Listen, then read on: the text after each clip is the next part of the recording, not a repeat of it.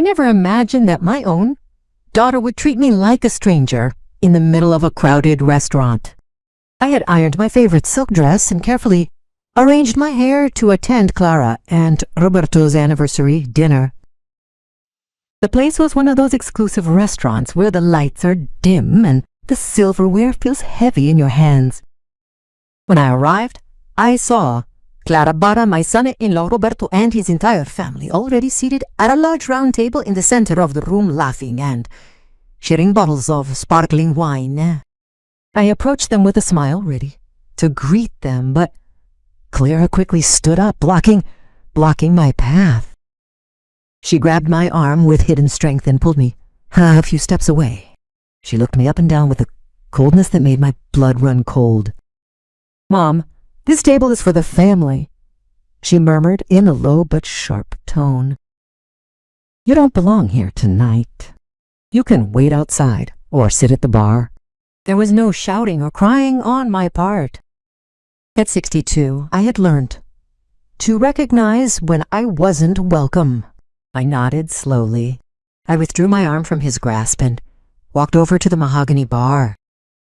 I ordered a sparkling mineral water.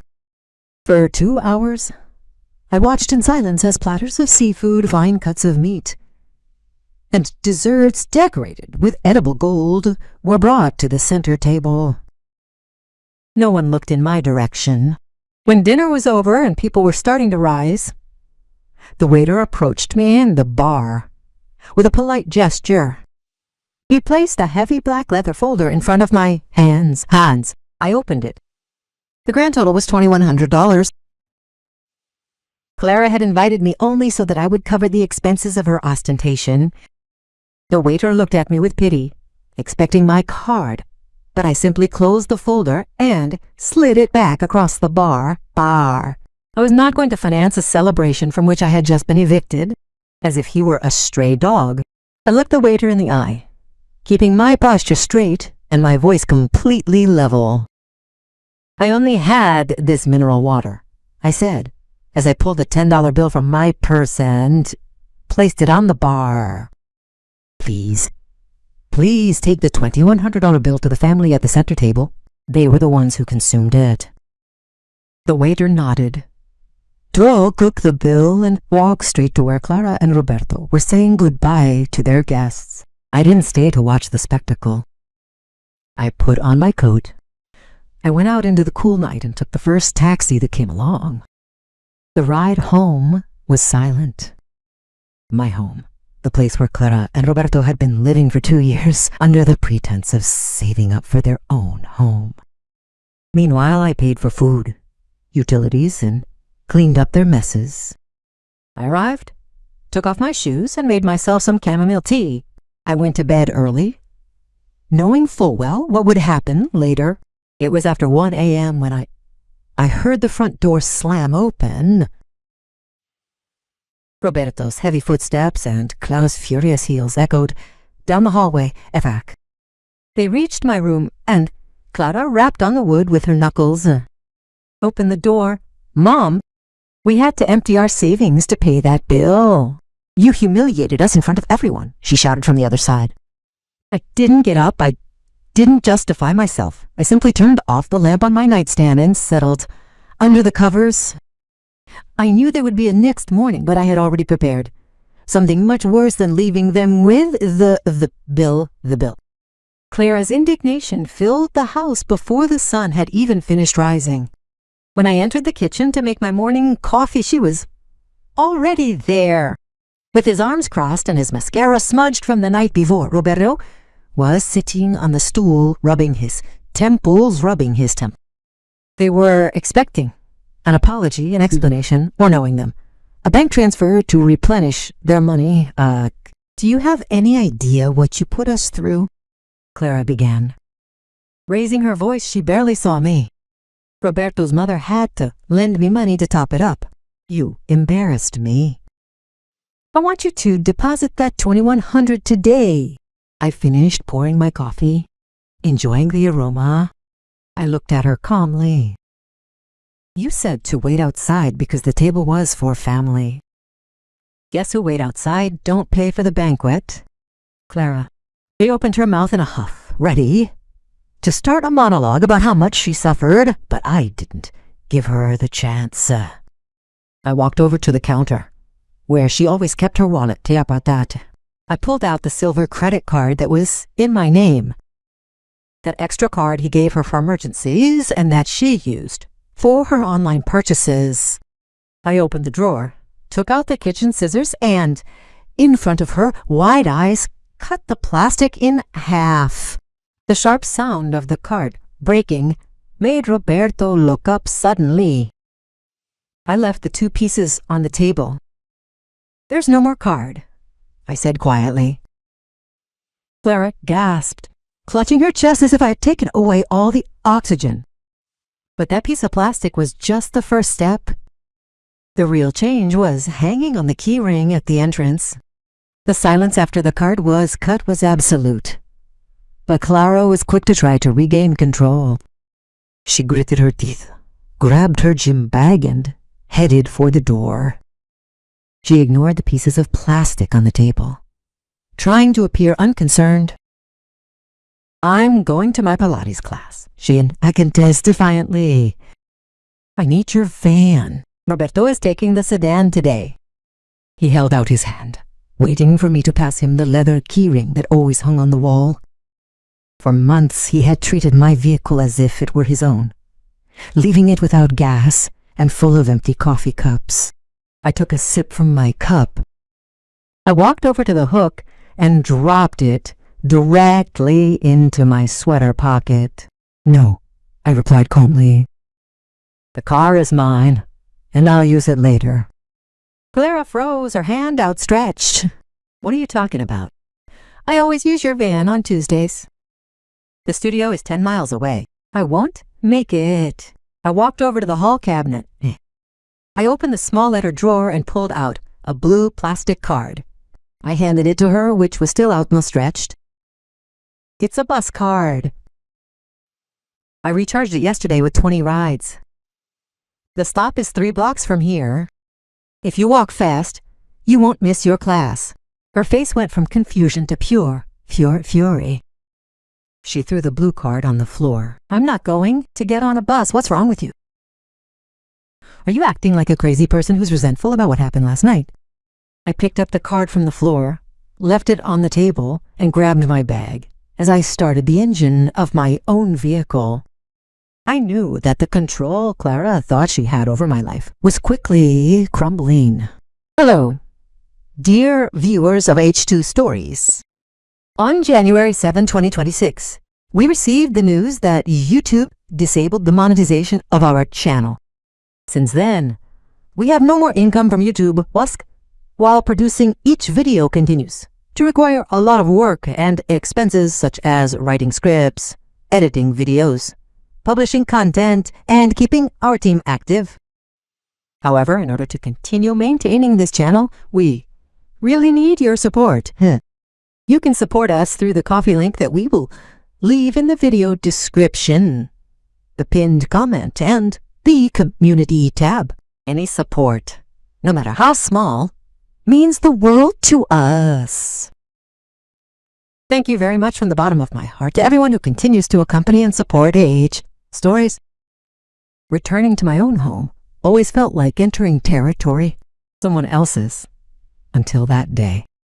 For 2 years, I had tolerated my routine revolving around them. I would buy groceries, prepare lunch, fold Roberto's clothes, and keep the house spotless so Clara could have her friends over and pretend she was the perfect hostess. Oh, that all ended that same afternoon. I went to the supermarket, but this time I only went through the aisles that interested me. I bought fresh fruit, salmon, cheese, and a good bottle of wine. When I got home, I didn't put anything in the large family-sized refrigerator in the kitchen. Instead, I took my bags directly to my room where, that same morning, a small compact refrigerator had been delivered and installed by my window. At 7 p.m., Roberto arrived home from work, took off his shoes in the living room, and walked straight to the kitchen, expecting to smell dinner. When he found the lights off and the stove cold, he frowned. Was är det schon? He found me in the patio, watering my hydrangeas. Jacinta, what's for dinner? He asked in his usual casual tone. Demand. Clara is tired from the bus and we are hungry. I turned off the water tap and dried my hands. I don't know, Roberto. I made myself a salad an hour ago. He looked at me, confused. You didn't cook. I shook my head, smiling slightly. The pots are clean in their drawer, and the supermarket closes at 9. Do you have time? Do you have time? I left him standing in the yard, knowing that there would be consequences to ceasing to be my daughter's unpaid employee. And the first came in the form of an unexpected visit. Isabel, Roberto's mother, always walked through my house as if she were inspecting a property she planned to buy. The day after the dinner incident, she showed up at my door unannounced. She was wearing an impeccable tailored suit and had that expression of superiority that she enjoyed using on me. Clara, who was in the living room complaining about her sore legs from walking to the bus stop, ran to hug her, as if she were her savior. Jacinta, we need to talk, Isabel said, sitting down on my couch without asking permission. I sat across from her, keeping my hands relaxed in my lap. The kids are very stressed. Clara called me crying. She says you took her car away, canceled her credit card, and refused to cook. As a mother, I think it's a very selfish attitude on your part. They're trying to get by. I listened to her speech without interrupting. When she finished, I settled into the armchair and looked her straight in the eyes. Isabel, Clara and your son live in my house without paying a single cent in rent, and until yesterday, they ate out of my pocket and Clara drove my vehicle while I cleaned up after them. Isabel tried to intervene. It's your duty to support them. They're a young family. I held up a hand to stop her. If you're so worried about their stress and think my support is lacking, I cordially invite you to take them to live in your house. That way you can cook for them, give them your credit cards, and lend them your car every day. Isabel's face drained of color. She opened her mouth several times, but couldn't find the words. She stood up and he left after 5 minutes. I had won a silent battle, but the real reality check would come with Friday's mail's mail. Money is always a touchy subject, especially when you stop giving it away. On Friday morning, I took advantage of the empty house to sit at the dining room table with my laptop and notebook. In front of me were the paper bills that had just arrived for electricity, water, gas, and internet. They added up to a considerable amount, especially since Clara left the air conditioning on all day and Roberto took 40-minute showers. For years, these charges were automatically debited from my bank account. It was a convenient arrangement for them and invisible to me, but not anymore. I logged into my bank's portal and canceled all the direct debits. I didn't need lawyers or complex contracts. I simply stopped authorizing my money to cover their excesses. I took the physical receipts and placed them in the center of the expensive decorative tray that Clara had bought for the kitchen island. When Clara returned that afternoon, she saw the papers, picked them up curiously, and her face changed when she saw the figures. She walked to my room and peered in. What is this, Mom? Why are you leaving these papers here for me? I looked up from my book. These are the household expenses. I transferred my share to your account today, which is exactly 1/3 of the total. You two are paying the rest. Do you have until Tuesday to pay them at the bank, or will the services be cut off? She crumpled the receipts in her fist. We don't have the money for this right now. Did you know we paid your restaurant bill? I didn't answer. I just went back to my reading. Without my credit card and with her savings empty, I knew those bills were a ticking time bomb for them.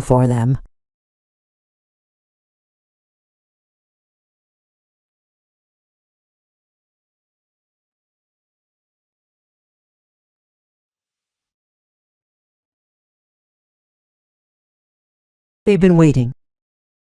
Desperation has a particular sound, and in my house, that sound became the soundtrack to my early mornings. From my room, I could clear Clara and Raputo pacing the kitchen at 2 in the morning. They were whispering furiously, opening and closing drawers, and they argued about empty bank accounts, declined credit cards, and the fact that they could no longer keep up appearances. They were realizing that their lavish lifestyle was a house of cards held together only, bought together only by my patience and my wallet. I, for my part, slept more soundly than ever. On Sunday morning, Clara tried a different tactic. She found me sitting in the backyard, reading a book under the shade of the awning. She approached with soft steps, holding 2 cups of steaming coffee and a plate of sweet bread from my favorite bakery. It was a classic manipulation tactic, sweetening the mood before asking for a favor. He offered me a cup with a hesitant smile and intentionally teary eyes, playing the neglected daughter card. "Mom, we're drowning," she whispered, sitting down next to me with a heavy sigh. "Roberto is so stressed out from work, and the household bills are sky high. You have to help us. You can't leave us like this. We are family, remember?" I took the cup, but didn't touch the bread. I looked at her from the side, taking in the woman she had become, someone who only remembered the word family when it suited her financially, You made it very clear to me at the restaurant who your real family is. Clara. I replied calmly, and I respected your decision to leave me out of that table. She looked down, swallowing hard. It was a mistake. "I'm sorry, but we need you to put your electricity and water bills back on your account. Just for a couple of months so we can recover." I set the cup down on the glass table. I reached into my sweater pocket and pulled out a folded piece of paper. It was a printed list that I had looked up online the night before. I unfolded it, and I put it in front of her. "I won't pay for your services," I said, pointing to the paper. "In fact, things are going to change. Here's an average of the rental prices in this area.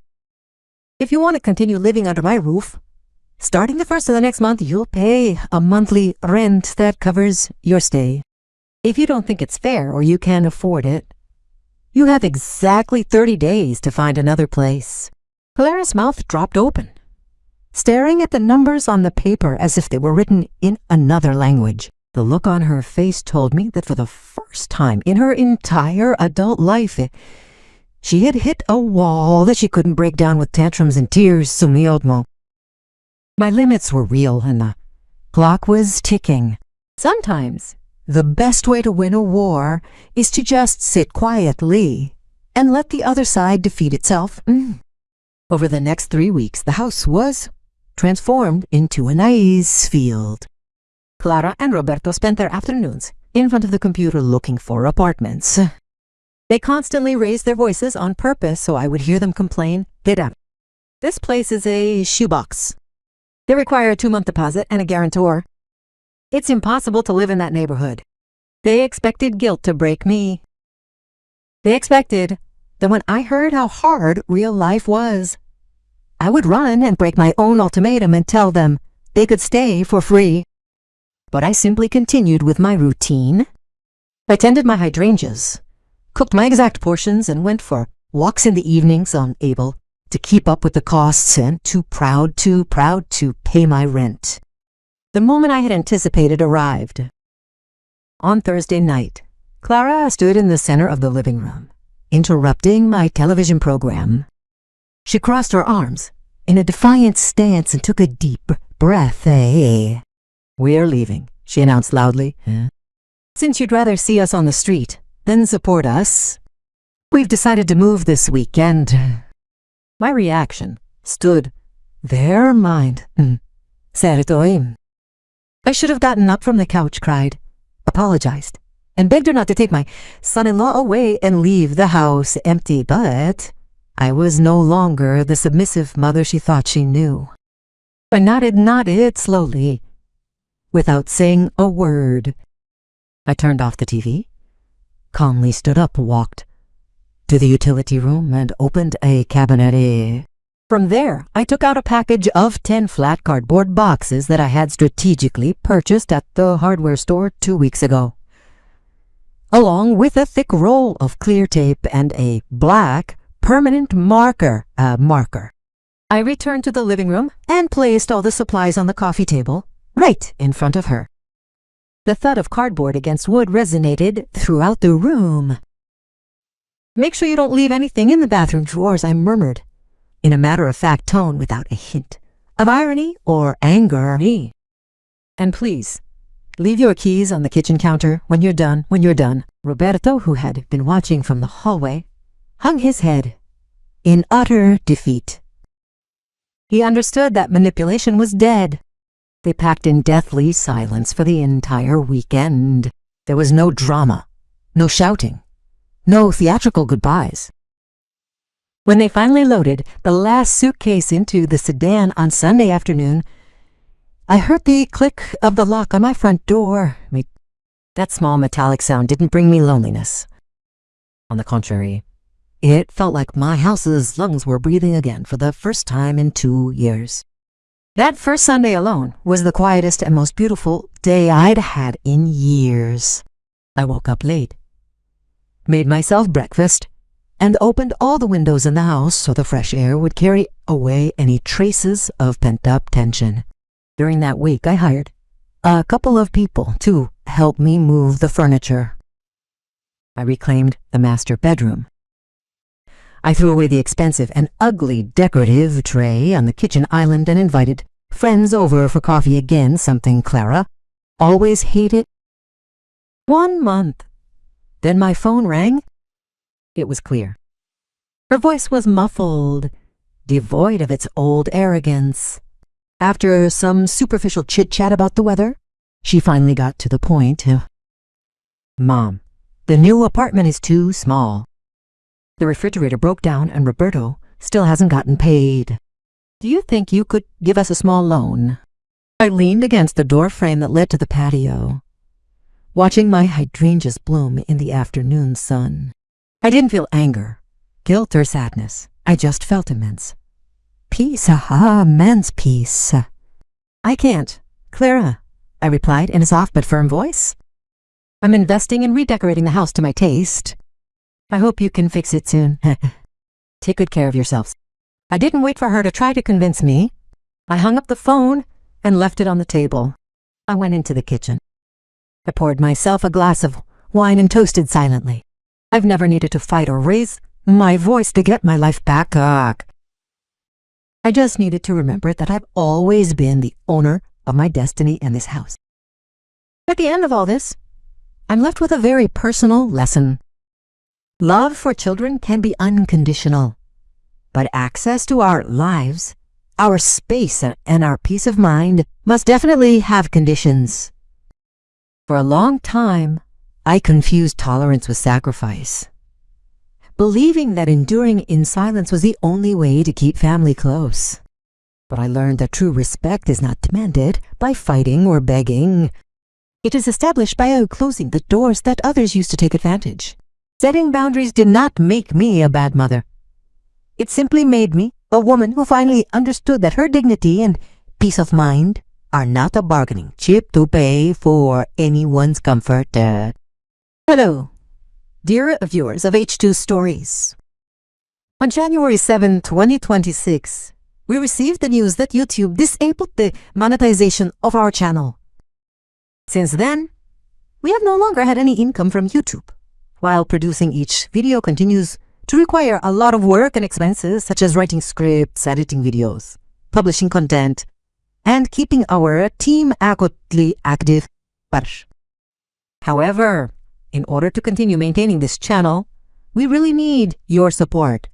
You can support us through the link in Coffee that we will leave in the video description, pinned comment, and the community tab. Any support, no matter how small, means a lot to us.